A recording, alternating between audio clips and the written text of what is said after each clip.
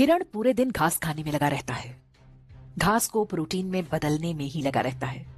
दूसरी तरफ मांसाहारी लकड़बग्घे को जब तक भूख नहीं लगती बस आराम से पड़ा रहता है, क्योंकि उसे पता है कि उनके लिए प्रोटीन का इंतजाम करने के लिए हिरण जो लगा हुआ है।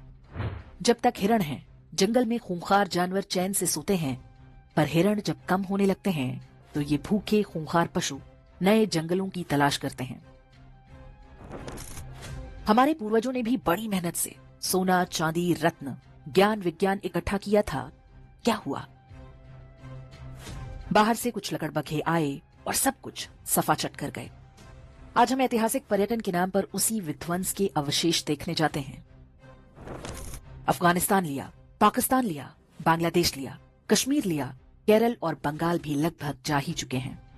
भारत के लगभग सभी क्षेत्रों में लकड़बग्घा बहुल क्षेत्र बसते गए।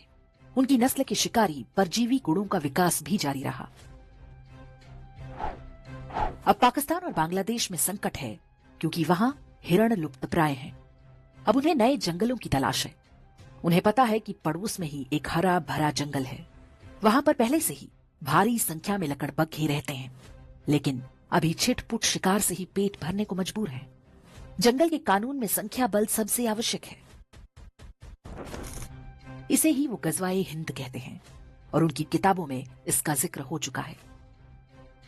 हर शांतिप्रिय लकड़बग्घे के मन में वो ऐसे बैठा हुआ है जैसे हिरणों के मन में संविधान और राष्ट्रगान। हिरणों को अनुमान नहीं कि आखिरी युद्ध बहुत कठिन होगा, क्योंकि ये अंदर से शुरू होगा फिर बाहर से।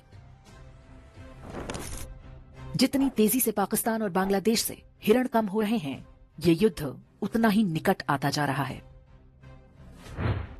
ये युद्ध अचानक नहीं होगा। वास्तव में हम पहले से ही इसके बीच में हैं।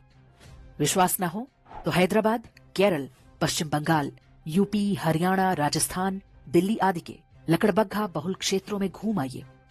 हिरणों ने वहां से घर और संपत्ति बेचकर कहीं और बसेरा बना लिया है।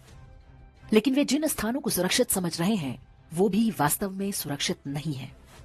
सिर उठाकर देखें तो उनके ही आसपास कोई लकड़बग्घा फलों और नारियल पानी का ठेला लगाए खड़ा है। कोई लकड़बग्घा प्लम्बर, कारपेंटर या मैकेनिक बनकर हिरणों पर नजर बनाए हुए है।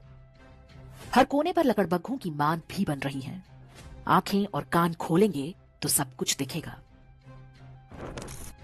आप खूब संपत्ति बनाएं, अपने बच्चों को अच्छी से अच्छी शिक्षा दें, ताकि वे अच्छी नौकरी या व्यापार कर सकें। लेकिन ध्यान रखना होगा कि आप भी हिरण तो नहीं बनते जा रहे। जिसकी संख्या होगी वही ये युद्ध जीतेगा।